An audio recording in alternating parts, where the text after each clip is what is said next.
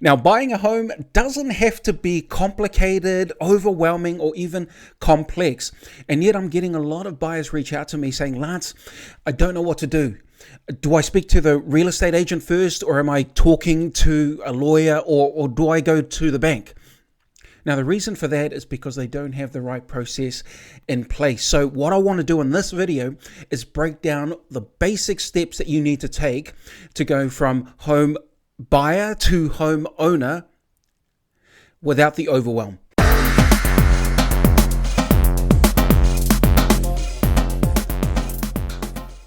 Hey guys, I'm Lance Mulu, mortgage broker based here in Auckland, New Zealand, and every year I help hundreds of buyers get their finance approved without the overwhelm and complications that they would otherwise be dealing with on their own.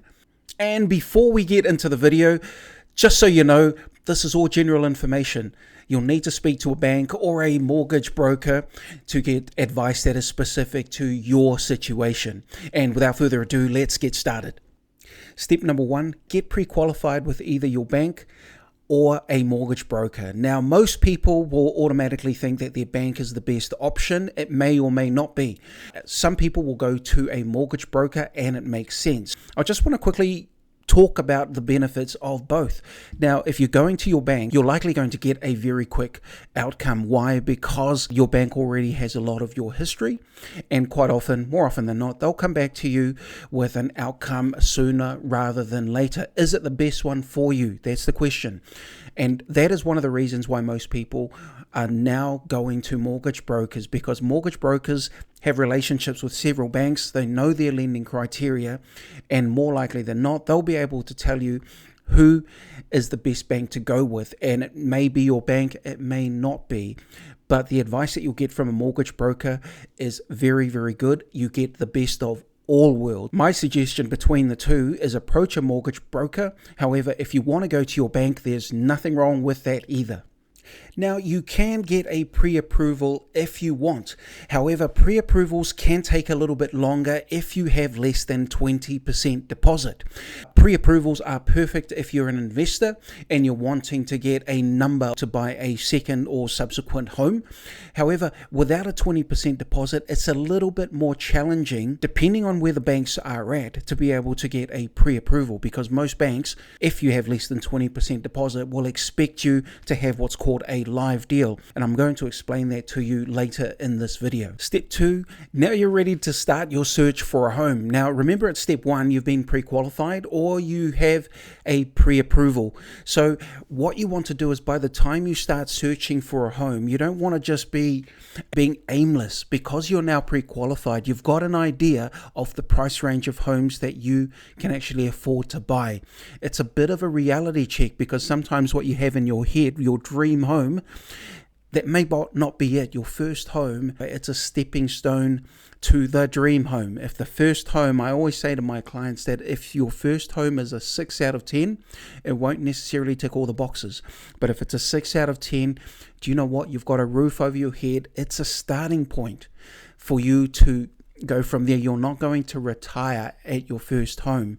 But the takeaway from this is, when you're starting your search, you at least know the price range of the houses that you can afford to buy in the beginning. And just a note on working with agents, understand that real estate agents are facilitators. They are there to bring buyer and seller together. However, listing agents, this is the agent that you'll find at an open home.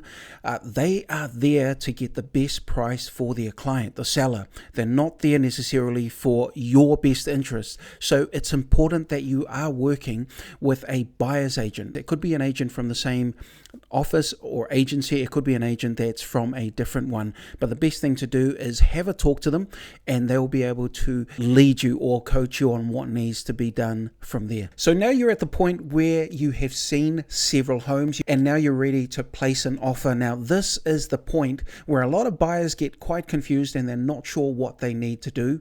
And even when they're working with a real estate agent can't help you with your offer from the point of view of what needs to be put on that sale and purchase agreement. Now, before I go into what you need to do there, if you're getting some value out of this video, it would really make my day if you make that like button just lighten up that'll encourage me to do more videos like this. The next step is placing your offer. When you're ready to place an offer, the best way to do it is sending your offer via email to the real estate agent and for them to complete the sale and purchase agreement and then send it back to you for signing. And the reason for that is that it puts you in the driver's seat of your offer. It doesn't allow for you to be influenced by real estate agents, because what normally happens is that the real estate agent will either come to your house and complete the sale and purchase agreement in front of you, or for you to go to the real estate agent's office and then for them to complete the sale and purchase agreement. What I found that normally happens with clients is that in both cases, there's a lot of information that's back and forth, and the buyer often gets more confused. And then they're starting to sign paperwork and they don't know what they're signing for. Specifically, the way that I do it is that there is a template email that I send them to use to place their offer, and it's so simple. It gives the exact information that a real estate agent needs. It doesn't include any waffle, and without agents in your ear, it takes away the pressure of you having to sign paperwork when you're not sure what to do. Now, if you want a copy of that template, click on the link below. I'll put the description there. I just need an email and I'll be able to email that out to you. No problems whatsoever. I think it's going to really help you with placing your offer. Working with solicitors. Now, when does a lawyer come into the picture in the buying process? In an ideal world, you'll already have a solicitor that deals with property. Right from the beginning, you already know one, or you'll know someone who knows one.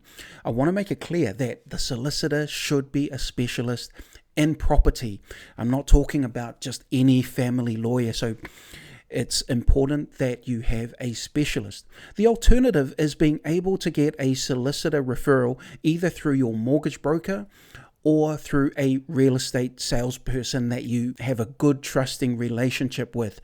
Mortgage brokers and real estate agents deal with solicitors every day, and sometimes they partner up with solicitors who have managed to get some really good outcomes for past clients, so it makes sense that they refer them to yourself. If you don't have your own solicitor, speak to the mortgage broker that you're working with, or you can speak to a real estate agent that you trust and like, and they will be able to refer you as well to solicitors who have had good outcomes for their previous clients. And that is the best way for you to be able to reach out to a solicitor to help you with your purchase.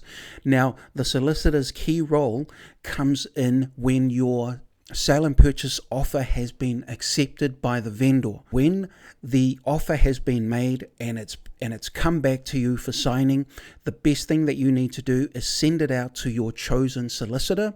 They'll be able to run through the agreement and point out any issues in the agreement itself. Now, the sale and purchase agreement, it's a legal document that everybody uses. The key points from a buyer's point of view is the further terms of sale, and it's usually in the last few pages of the sale and purchase agreement. That's the agreement that your solicitor needs to have a look at and just give you some advice on that.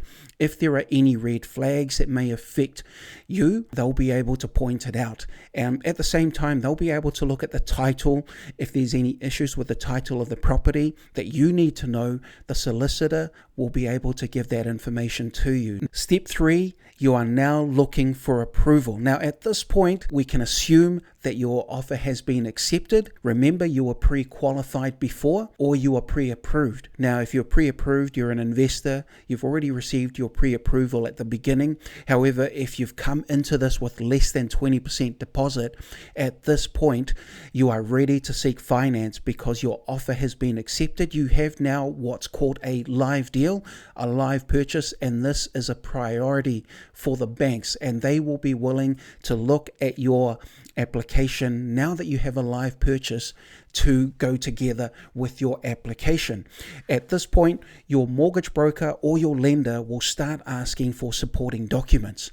And the supporting documents, we're looking at ID, payslips, your most recent bank statements, loan statements. There'll be some authority documentation that you need to sign. Your mortgage broker or your lender will give you a list of what you need so that we can get your application underway. With most agreements, it comes with a 10 or a 15 working day finance clause, and this is what you would have put in to your offer.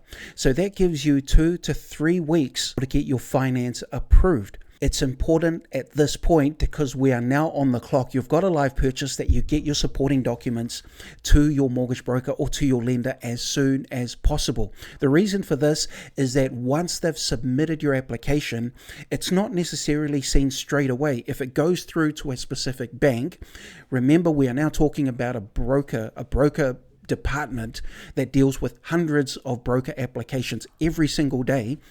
It usually sits in a queue for 3, 4, sometimes 5 working days, if not more, depending on the demand at the time. However, live deals are prioritized, so it could take 5 working days before your application is even looked into. So it's critical that once your offer is accepted, that you get your documentation through to your mortgage broker or through to your bank as soon as possible. Assuming that everything is good at this point, you're either going to hear back from your lender, your mortgage broker, who are going to say to you, you've got some stuff missing here. If there's anything that's missing, that's all part of the 10 working day finance clause. If you are approved, you'll get a conditional approval letter. If you've got over 20% deposit, there'll be a couple of things that you may need to tick off. If you've got less than 20% deposit, or less than 20% equity, now you've got to deal with a registered valuation. So most banks will ask for a registered valuation.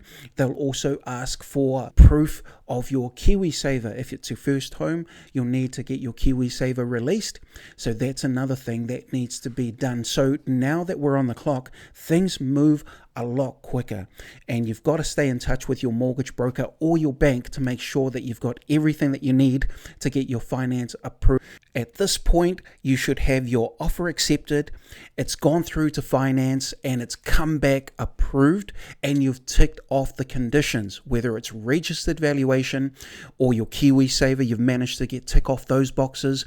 If you've had to open up new accounts because you're moving banks, you've also ticked off those conditions, and now you're ready for pricing and to go unconditional. Unconditional is simply notification from yourself to your solicitor to say, hey, I've ticked off all the boxes, I've done all the conditions that needed to be met as part of my approval, met all of them, and now we're ready to buy the house. On unconditional date, your solicitor will send an email to the vendor solicitor saying, hey guys, we are good to go, we are purchased and we're ready to settle this property in the next couple of weeks, or whatever date is on the sale and purchase agreement for you to move in. Settlement date is your move-in date. Unconditional date is the date where you confirm that you are buying the house. So on unconditional date, once it's all confirmed, you have got yourself a house that you're about to move into. Technically, what will happen here is that your deposit, which was sitting in a trust account, and either your lawyer's trust account or a solicitor's trust account, the trust account for the real estate agent, at that point, the deposit is paid. Commission for the real estate agent is also released on unconditional date. If you don't settle, you're not getting that deposit back. But because you've gone unconditional and we've ticked off all the boxes, you are definitely buying the house 99 times out of 100. And at this point, it's really a matter of you preparing to move into your new place. It's quite an exciting time, to be honest. This is the time from a finance point of view. Your mortgage broker or your lender will start giving you rates, or if you qualify for cashback, you'll also get a cashback offer. At that point, you may be able to get some advice from your mortgage broker as to where you're about to go, like how long should we fix for? Short term, long term. You'll have that conversation with your mortgage broker. At the same time, you are preparing to move in. It may mean that you're looking at booking a moving truck. It could be looking at buying new furniture, but the key takeaway before settlement day is that you must speak to the real estate agent and organize a pre-settlement inspection. A pre-settlement inspection is for you to go over to that house before settlement date, probably the week before, just to check out the property. Remember, when it's at an open home, everything looks really fancy because you've got the nice furniture there, but on before you move in, you're moving into an empty house. You want to make sure that everything you saw at the open home remains there, that there's no damage to the building, that the vendor hasn't taken something that you thought was going to stay in the house. That's the time to address all those issues. Any issues that come up, you address it before the money crosses the line and you're paying and you settle and you've paid for the entire house. So you want to make sure that you have that inspection. Either your real estate agent will talk to you about it, or if not, you need to drive that one home. Talk to the real estate agent, get that inspection out of the way so that when you move into the house, everything that you signed up for is what you're going to get. Right, that is it. We've just run through the steps and what you need to consider when you're buying a first home. If you're buying an investment property, it's a very similar process.